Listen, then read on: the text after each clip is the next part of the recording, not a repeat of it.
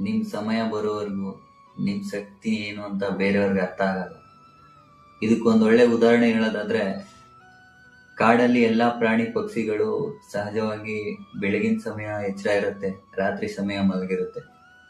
ಆದ್ರೆ ಗೂಬೆ ಮಾತ್ರ ಬೆಳಗಿನ ಸಮಯ ಮಲಗಿರುತ್ತೆ, ರಾತ್ರಿ ಸಮಯ ಎಚ್ಚರ ಇರುತ್ತೆ.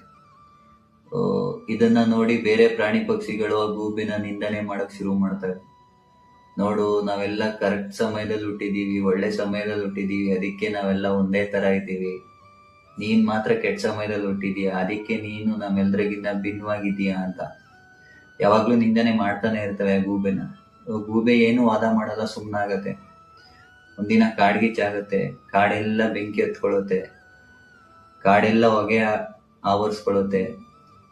ಯಾವ ಪ್ರಾಣಿ ಪಕ್ಷಿಗಳಿಗೂ ಎಲ್ಲಿ ಹೋಗ್ಬೇಕು ಅಂತ ದಾರಿನೇ ಗೊತ್ತಾಗಲ್ಲ. ಆ ಸಮಯದಲ್ಲಿ ಗೂಬೆ ಹಾರುತ್ತೆ, ಎಲ್ಲಾ ಪ್ರಾಣಿಗಳನ್ನೂ ಸರಿಯಾದ ದಾರಿಯಲ್ಲಿ ಕರ್ಕೊಂಡೋಗುತ್ತೆ, ಎಲ್ಲಾ ಪ್ರಾಣಿ ಪಕ್ಷಿಗಳನ್ನು ರಕ್ಷಣೆ ಮಾಡುತ್ತೆ. ಸೊ ಅವಾಗ ಆ ಪ್ರಾಣಿ ಪಕ್ಷಿಗಳಿಗೆ ಅರ್ಥ ಆಗುತ್ತೆ ಗೂಬೆ ಪ್ರಾಮುಖ್ಯತೆ ಏನು ಅಂತ.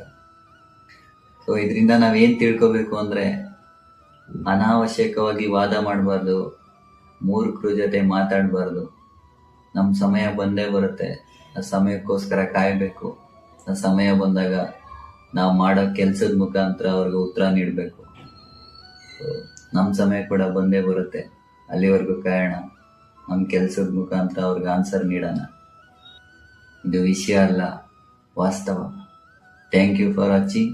ನಾನು ನಿಮ್ಮ